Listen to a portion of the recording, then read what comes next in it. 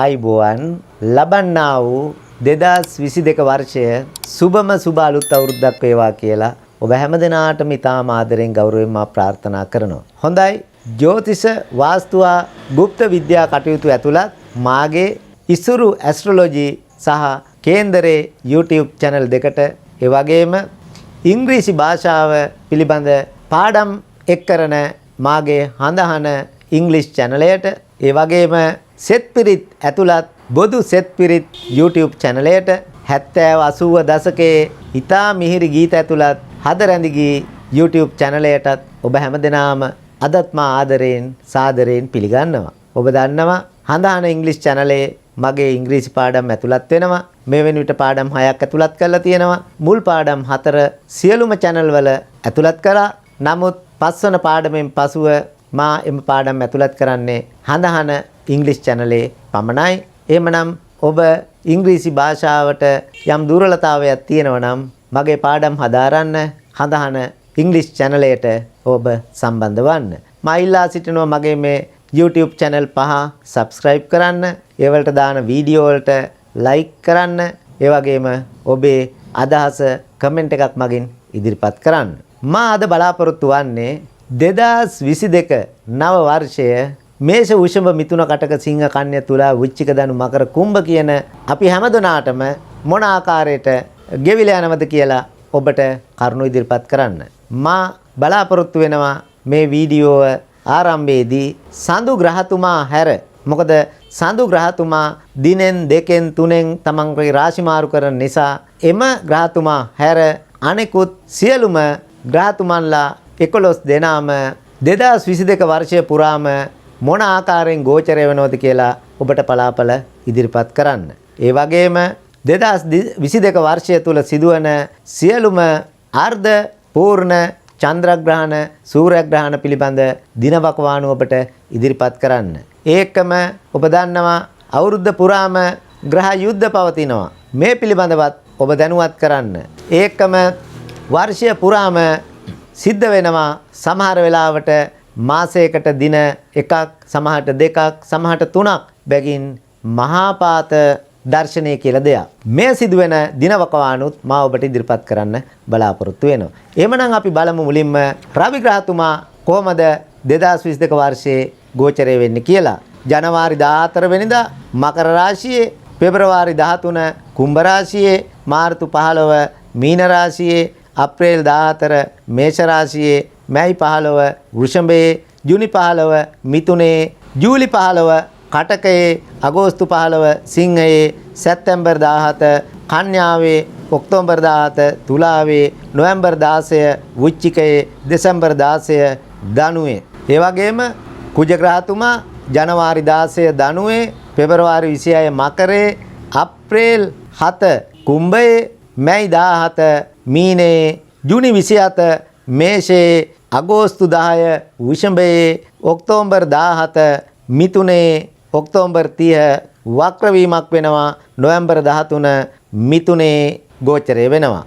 බුධ ග්‍රහතුමා ජනවාරි 14 වක්‍ර වීමක් වෙනවා, පෙබරවාරි 4 නිවෘත වීමක් වෙනවා, මාර්තු 6 කුම්භයේ, මාර්තු 24 මීනයේ, අප්‍රේල් 8 මේෂයේ, අප්‍රේල් 25 වෘෂභයේ, මැයි 10 වක්‍ර වීමක්, ජුනි 3 නිවෘත වීමක්, ජූලි 2 මිථුනයේ, ජූලි 17 කටකයේ, අගෝස්තු 1 සිංහයේ, අගෝස්තු 21 කන්‍යාවේ, සැප්තැම්බර් 10 වක්‍ර වීමක්, ඔක්තෝබර් 2 නිවෘත වීමක්, ඔක්තෝබර් 27 තුලාවේ, නොවැම්බර් 14 වෘශ්චිකයේ, දෙසැම්බර් 4 ධනුවේ, දෙසැම්බර් 29 වක්‍ර වීමක් වෙනවා. ගුරු ග්‍රහතුමා අප්‍රේල් 13 මීනයේ, ජූලි 29 වක්‍ර වීමක් වෙලා නොවැම්බර් 24 නිවෘත වීමක් වෙනවා. සිකුරු ග්‍රහතුමා ජනවාරි 29 නිවෘත වීමක්, පෙබරවාරි 27 මකරේ,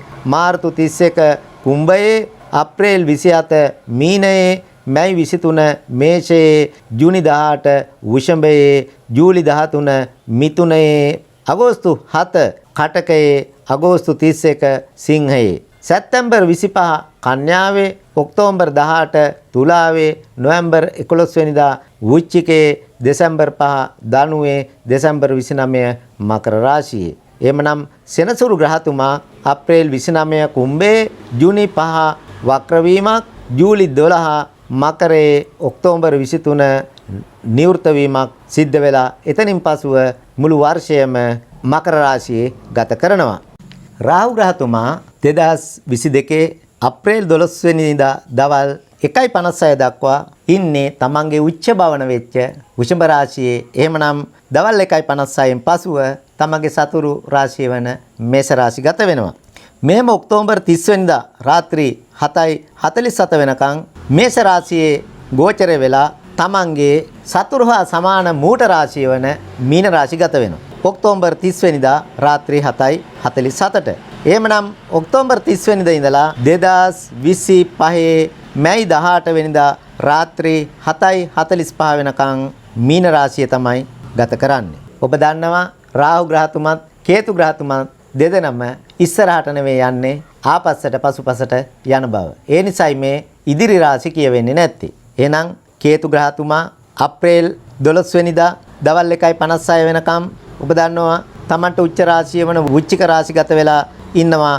එතනින් පසුව 1:56න් පස්සේ තමන්ගේ සතුරු රාශිය වන තුලා රාශි ගත වෙනවා. ඔක්තෝබර් 30 වෙනිදා රාහු ග්‍රහතුමා වගේම රාත්‍රී 7:47ට ආපස්සට ගමනකේදීලා කන්‍යා රාශි ගත වෙලා 2025 මැයි 18 වෙනිදා 7:45 වෙනකම්ම කන්‍යා රාශියේ සිටිනවා. එහෙමනම් යුරේනස් ග්‍රහතුමා 2017 5:13 වෙනිදා ඉඳලා 2024 ජුනි 2 වෙනිදා වෙනකම් තමන්ගේ සම මූට වුණු මේෂ රාශියේ යන්නේ. එහෙමනම් 2022 අවුරුද්ද පුරාම යුරේනස් ග්‍රහතුමා ඉන්නේ මේෂ රාශිය බව මතක තබා ගන්න.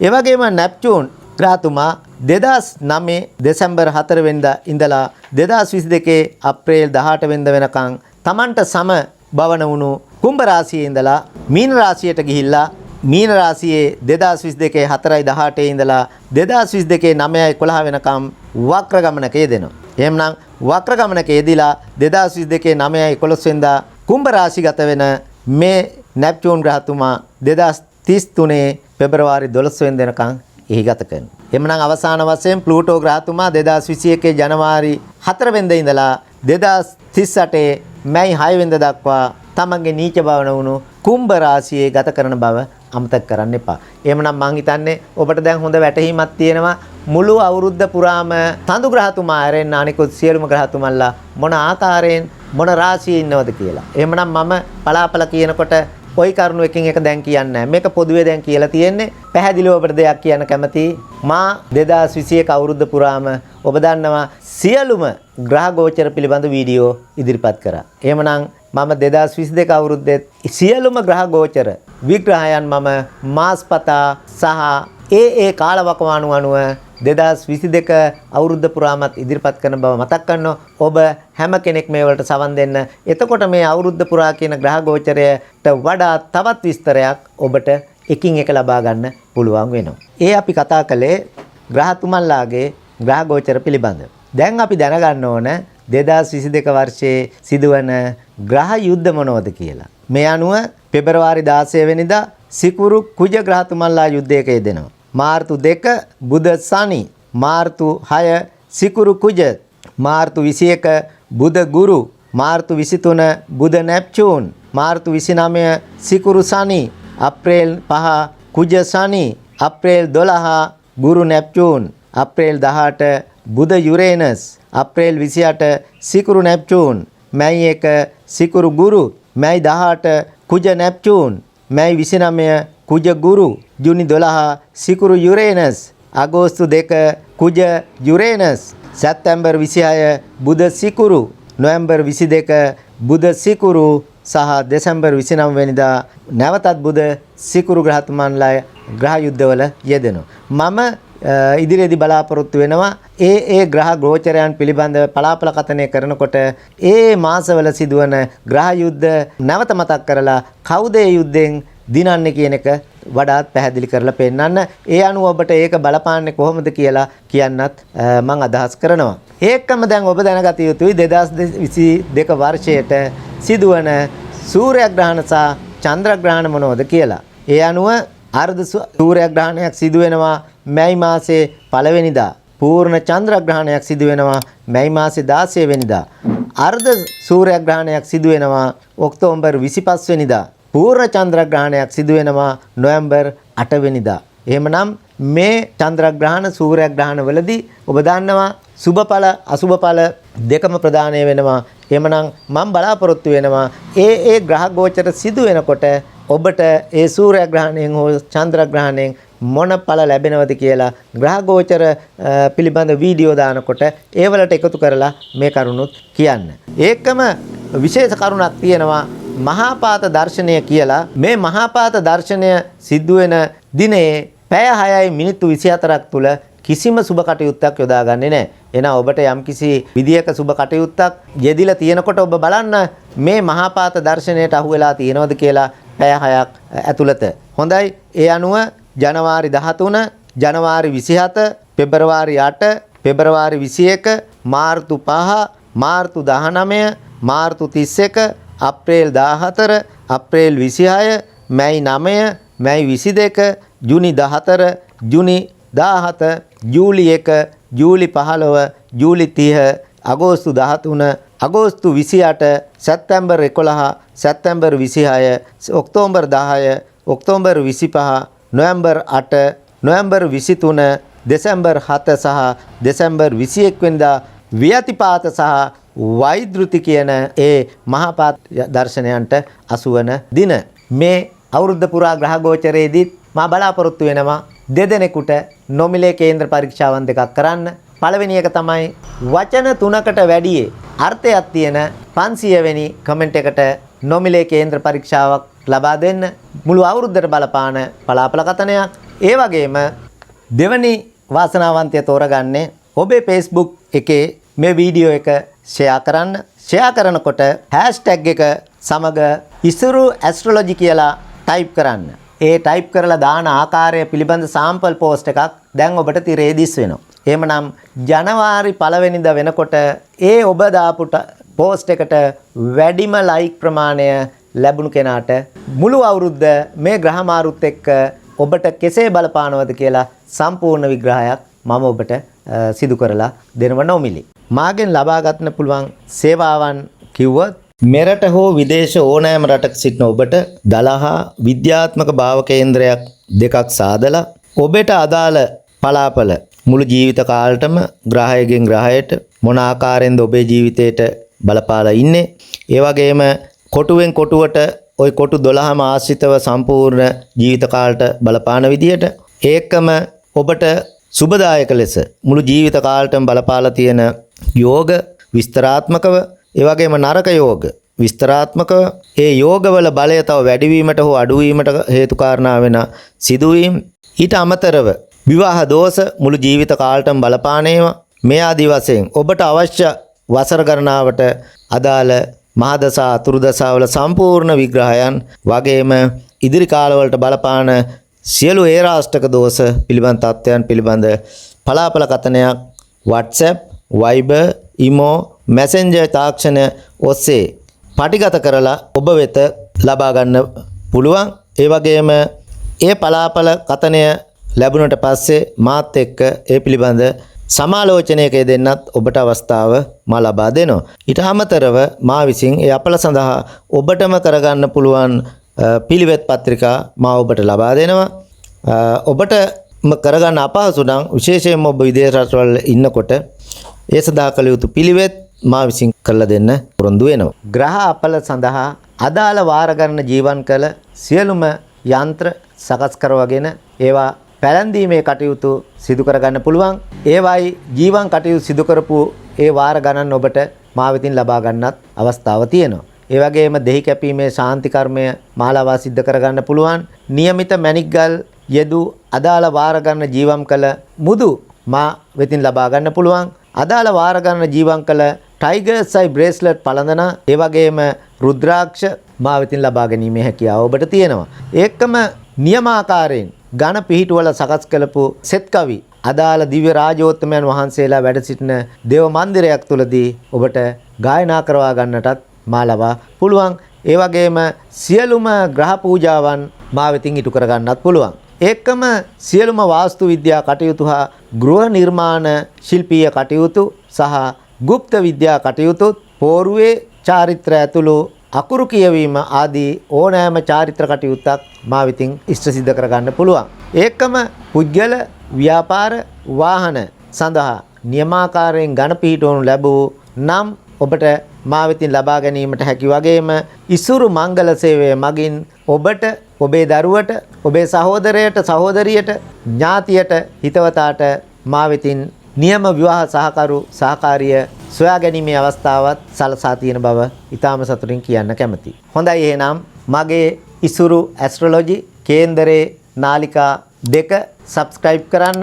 ඒ වගේම මගේ ඉංග්‍රීසි භාෂා ඉගෙනීමේ හඳහන ඉංග්‍රීසි channel එකත් ඒ වගේම සෙත් පිරිත් අඩංගු බොදු සෙත් පිරිත් channel එකත් ඒ වගේම 70 80 දශකයේ ගීත අඩංගු හද රැඳිගී සංගීත channel එකත් subscribe කරන්න. ඒ වගේම මම දමන වීඩියෝවක් ඔබට ෂණිකව notification එකක් ගෙන්වා ගැනීමට subscribe කරලා ඒකේ දකුණු පැත්තෙන් තියෙන bell icon එකත් click කරන්න. ඒ වගේම මගේ වීඩියෝස් හොඳ නම් like කරන්න. ඒකම ඔබේ අදහස comment එකක් මගින් ඉදිරිපත් කරන්න. දැන් අපි බලමු 2022 මේෂ වෘෂභ මිථුන කටක සිංහ කන්‍යා තුලා වෘශ්චික ධනු මකර කුම්භ මීන කියන ලග්න 12ට මේ අවුරුද්ද කොහොම බලපාවෙනවද කියලා. කන්‍යා ලග්න හිමියන්ගේ පස්වැන්නේ ලග්නාධිපති බුධ සමග සෙනසුරුත්, හතරවැන්නේ රවි සිකුරු, තුන්වැන්නේ සඳු නීචවත් කුජ සහ කේතුත් සමග, හයවැන්නේ ගුරු ග්‍රහතුමත් ගෝචරයෙන් ගමන් කරමින් සිටින වෙනකොට තමයි මේ වසර උදා වෙන්නේ. ඇත්තෙන්ම පොදුවේ කිව්වොත් ඔබට මේ අවුරුද්ද සුබඵලදායක අවුරුද්දක් හැටියට හඳුන්වන්න පුළුවන්. එහෙමනම් ගෘහ ජීවිතය ගැන කතා කරොත් විවාහක අයට තම දූ දරුවන්ගේ දියුණුව අනිවාර්යෙන් ඇති වෙන වර්ෂයක් වෙනවා. මුල මාස කීපය ඔබ දන්නවා රාහු කේතු ග්‍රහතුමාලා අප්‍රේල් 12 වෙනිදා, ගුරු ග්‍රහතුමා අප්‍රේල් 13 වෙනිදා, සෙනසුරු ග්‍රහතුමා අප්‍රේල් 29 වෙනිදා තම රාශි මාරු කර ගන්නවා. එතෙක් ඔබට යම් යම් කරදර ප්‍රශ්න පොඩි තියෙන්න පුළුවන්. ඒ මාස කීපෙන් පස්සේ නිවසේ ප්‍රිය සංഭാෂණයක් පවත්වන්නට අවස්ථාව බොහෝ වෙලාවට පෙන්눔 කරනවා. විවාහක සහකරුට සහකාරියට මේ වසර සුබඵලදායක වර්ෂයක් වෙනවා. සැමියන්ගේ අමනාපකම් සීත්‍රිදීම් ඉවත් වෙන වර්ෂයක්.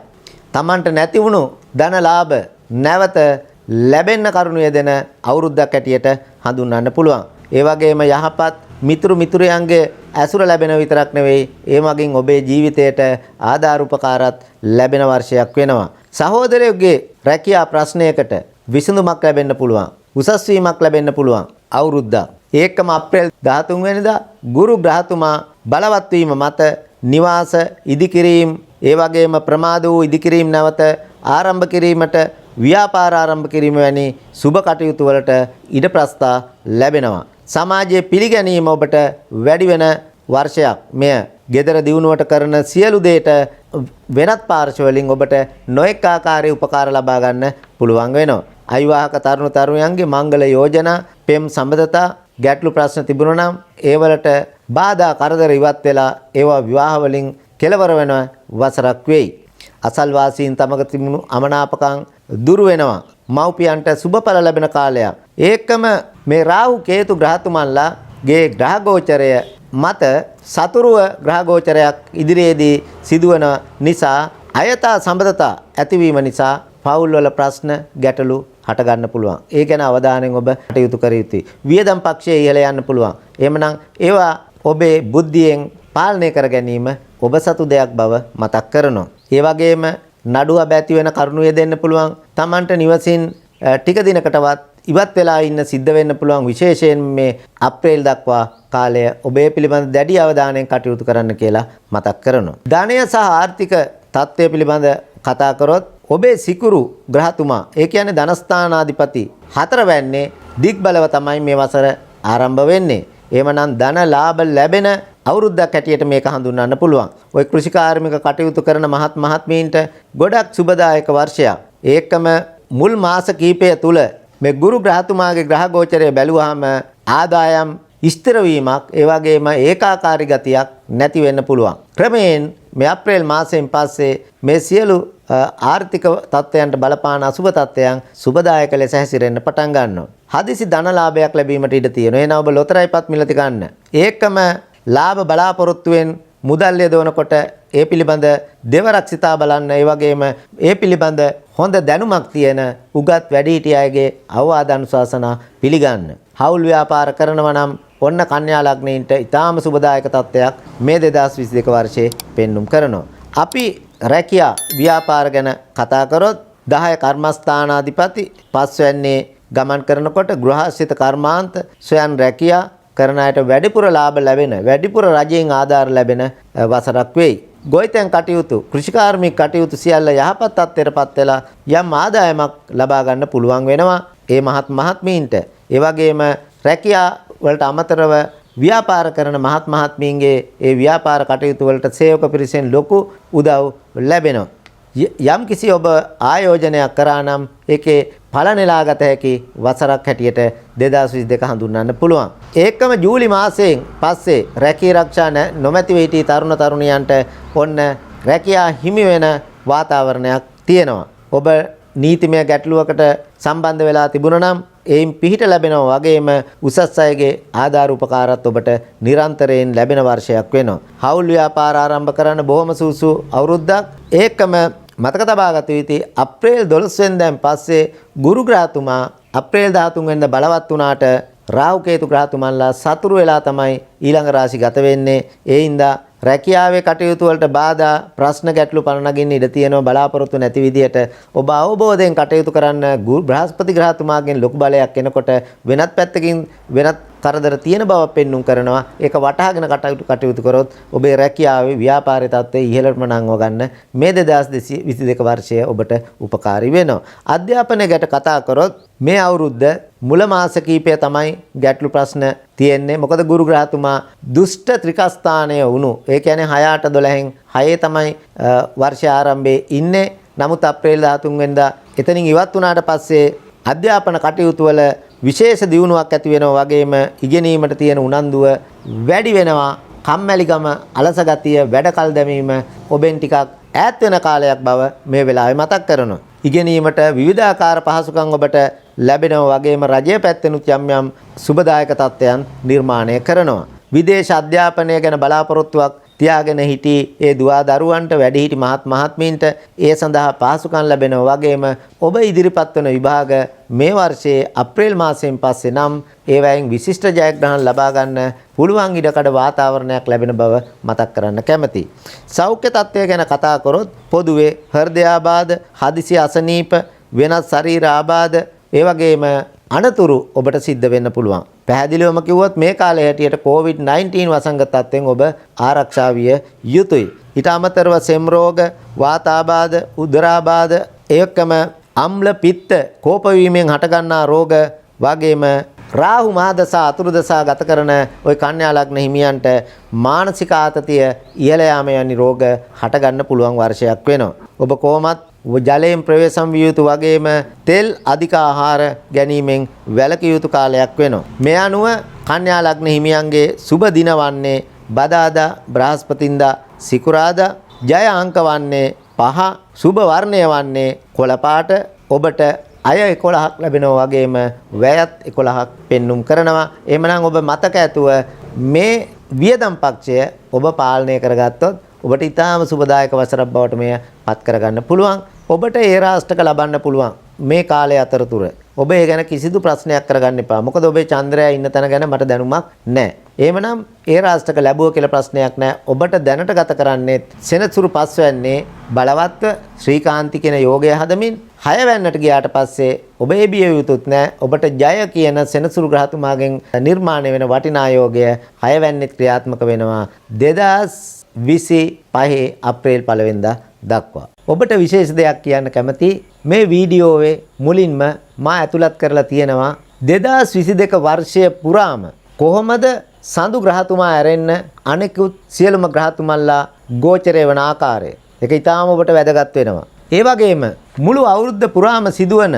සූර්යග්‍රහණ හා චන්ද්‍රග්‍රහණ පිළිබඳ කරුණු. ඒකම 2022 වර්ෂය පුරාම සිදුවන ග්‍රහ යුද්ධ සහ නැකත් සෑදීමේදී විශේෂ වශයෙන් සලකන මහා පාත දර්ශනය සිදුවන දිනවකවානු ඇතුළත් කරලා තියෙනවා. ඔබ ජ්‍යොතිෂය කෙරේ ලොකු උනන්දුවක් දක්වන කෙනෙක් නම් මෙම ලග්න පලාපල නරඹන්න කලින් මගේ වීඩියෝවේ මුල් කොටස නරඹන්න. ඊට අමතරව මා වෙතින් ඉටු කරවා ගන්නා පුළුවන් සේවාවන් 11ක් පිළිබඳ දීර්ඝ විස්තරයක් මා එහි අඩංගු කරලා තියෙනවා. ඒ නිසා මාගේ වීඩියෝවේ මුල් කොටසට සවන් දෙන ලෙස ඊටාම කාරුණිකව ඔබෙන් ඉල්ලා සිටිනවා. එනම් ඔබට ලබන්නා වූ 2022 වර්ෂය නිදුක් නිරෝගී වාසනාවන්තම සුබම සුබ අලුත් අවුරුද්දක් වේවා කියලා මම ප්‍රාර්ථනා කරනවා.